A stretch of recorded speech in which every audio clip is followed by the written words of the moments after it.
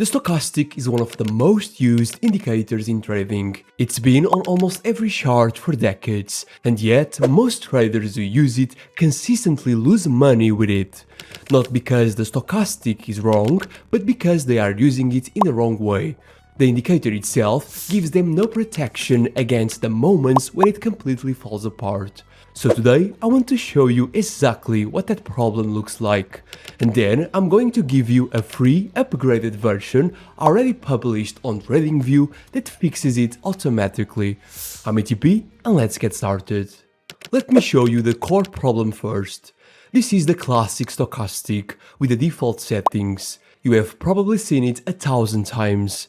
We have the K line, the blue one, the D line, the orange one, and overbought and oversold levels at 80 and 20 respectively. There are dozens of ways to use it, but the most common one is simple. When the K crosses above the D in oversold space, that's a long signal. When it crosses below the D in the overbought area, that's a short. Looks clean and logical. But watch what happens in real market conditions. Here, the stochastic crosses in oversold. You go long, but the market keeps dropping. And here again, another oversold cross, another long, and another loss. And here you have an overbought cross, so you go short, but the market ignores it completely and keeps climbing. The stochastic doesn't know if the market is trending or ranging. It doesn't know if the move has real momentum and volume behind it.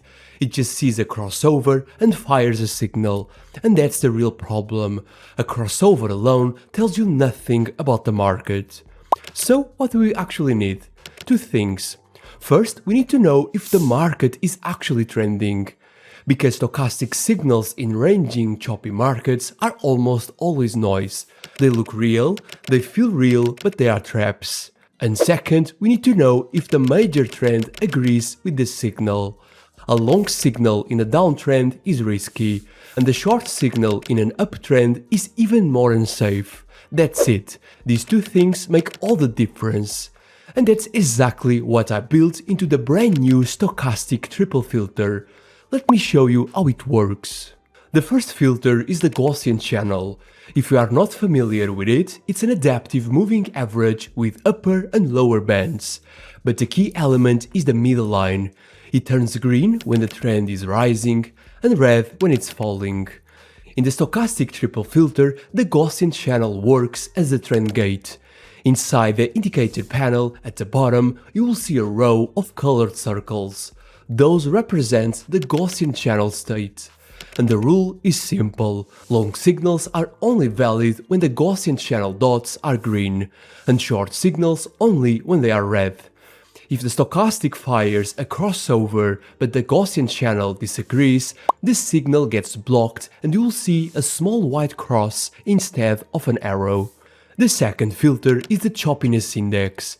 This one was designed to measure how trending or ranging a market is. Usually, values below 61.8 suggest the market is trending, and values above suggest it's choppy. In this case, we use a level of 50, which means only strong, clean trends get through. In the Stochastic Triple Filter, the choppiness index appears as a second row of bars, just below the Gaussian channel dots in the panel. When those bars are green, the market is trending and signals are allowed through. When they turn grey, the market is choppy. And here's what makes this combination powerful. Watch this setup. Stochastic crosses in oversold, and the Gaussian channel is green, so the trend is up. Looks great, but the choppiness index is grey, which means the market is ranging. And so the signal is blocked, and you can see why. Price just moves sideways for the next several bars, and eventually gets stopped out. There was no real move. Now look here, stochastic crosses in oversold, the Gaussian channel is green, and the choppiness index is also green, all three align, so a green arrow appears and the market moves up cleanly. And that's the difference. The same crossover, but one had no momentum behind it and the other had everything aligned, and the system knew exactly which was which. Now there is one more thing I want to show you. and this one lives directly on the price chart. When you add the Stochastic Triple Filter to your chart, the candles change color automatically. Green when the Gaussian channel is rising and the market is trending, red when it's falling and trending, and gray when the choppiness index identifies that the market is ranging. So you don't even need to look at a panel. One glance at the chart and you know the state of every filter. And inside the panel there is also a live status table in the bottom right corner. It shows you the Gaussian channel direction, the choppiness state and the current stochastic zone, all updated in real time. Now how do you get it? It's completely free.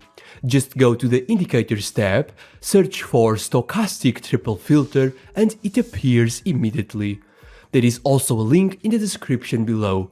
And if you want to join our free Discord community with over 10,000 traders sharing indicators, results and ideas every day, the indicators code is also there in the free materials channel.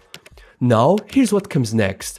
I've already run the full backtest, the classic stochastic against the stochastic triple filter, on the same assets, same time frames, same rules, and the gap between the two was bigger than I expected. So in the next video we'll go through all of it, every number, every asset and time frame side by side. So subscribe now so you don't miss it, and if you found this useful, leave a like, it helps the channel more than you think. I'm ATP, stay sharp, trade smart, and I'll see you in the next one.